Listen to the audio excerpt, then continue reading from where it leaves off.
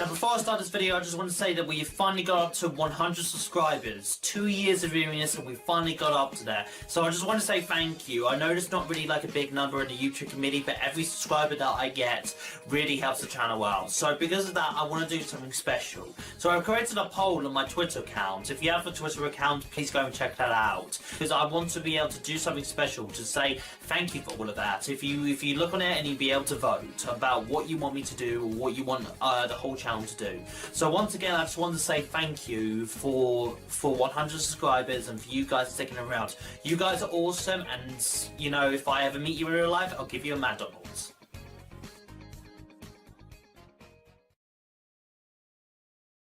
Alright, so it's nearly the end of the year, so now time for the top 10 movies of 2018. Before I start, I just want to give a little bit of ground rules first. Firstly, that 2 of the movies on this list I have seen, but I haven't done reviews on them. It might be just because, you know, I felt a bit lazy that day, or another thing is because I didn't really see it in cinema, but sold on DVD, so I didn't really get like the chance to review it. Also, I got a lot of complaints last year for putting movies that came out the year before.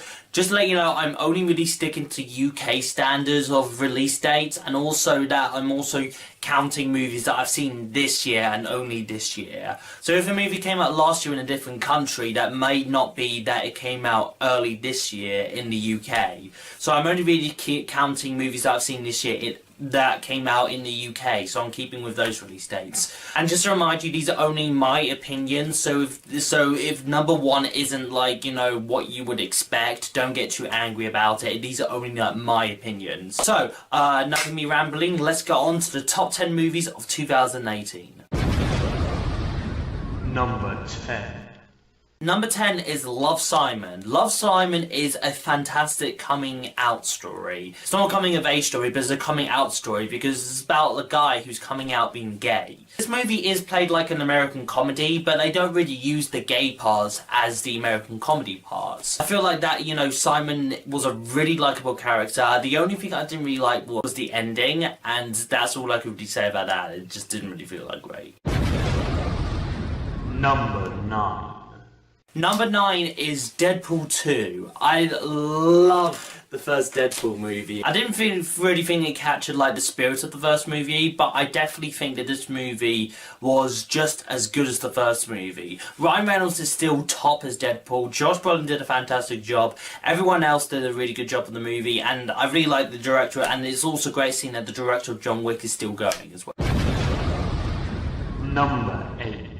Wes Anderson, you're the man. Isle of Dogs. There's something about Wes Anderson's stop motion of animation that just makes it so unique. I mean, just like the way he directs it, you know, with them always like staring in front of the camera, and it just really works in the atmosphere. And this movie is also gorgeously lit as well. It's gorgeously paced. Like, I just walked out of it and I fell in love with this movie. Number 7. Number 7 is All the Money in the World, the true story about Paul Giamatti's grandson brought to the big screen. And this movie went for the head of production after, like, you know, changing Kevin Spacey to Christopher Plummer, who was nominated for an Oscar, who was fantastic in this movie. Mark Wahlberg and Michelle Williams all do a really good job as well, but it's Christopher Plummer's performance that really sells this movie and how the production really led as well. Number 6. Bradley Cooper's really coming on as a director, isn't he? Star is Born. A Star is Born is that showing like the star power of just someone who is a little bit down, but also like climbing up to like the stardom. And you know, Lady Gaga does a really good job. She's really surprised me in this movie. Bradley Cooper was also really good as the director and also the star. Also, that the movie's really charming. It's really dramatic and it really sells off. And you know, you just walked out of it, you know, not smiling but really feeling for it. Number 5. Hey-oh! This is why Freddie sings instead of me. Bohemian Rhapsody. Bohemian Rhapsody isn't really like, you know, a beat-for-beat true story of Freddie Mercury, but it definitely sells from it, from Robbie Malek's performance as Freddie Mercury, making like his performance just like the thing that really sells this movie. And you know, that was kind of the selling point of this movie. They really crammed out the fact that Robbie Malek was going to be Freddie, and you know, he sells it. The movie is also gorgeously shot, gorgeously made, and I've seen it like about 5 times already, and you know, every time I see it, there's always like little details I picked out that I didn't see before. Number 4. This dude has really been killing it this year. Spider-Man Into the Spideyverse. Spider-Man Into the Spideyverse is one of those animated movies that you don't get a lot. We're always like used to seeing Peter Parker be, you know, Spider-Man, but it was really nice to see Miles Morales as Spider-Man for once, because it will be something that will be, because I've always wanted to see Miles Morales on the big screen, and we finally got the chance to. And this movie is a gorgeous, gorgeous looking movie. The animation is fantastic, beautifully lit, beautifully shot. It's just, it's a lot better than I thought it was going to be as well. Number 3.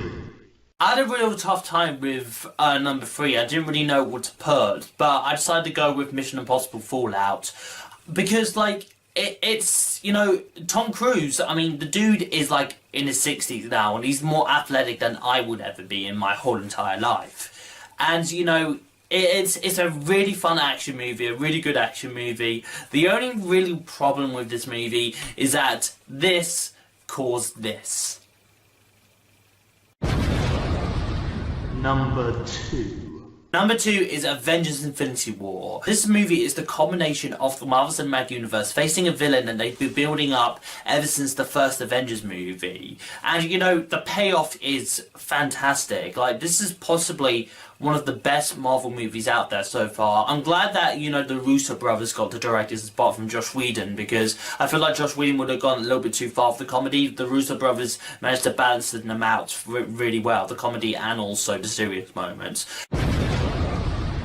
Number 1. Now, here's also another movie that I didn't really get the chance to review, and, you know, I was really gutted that I didn't get the chance to review this movie, because I saw this movie in the cinemas, and I absolutely fell in love with this movie. I was talking to everyone about this. 3 billboards outside Ebbing, Missouri.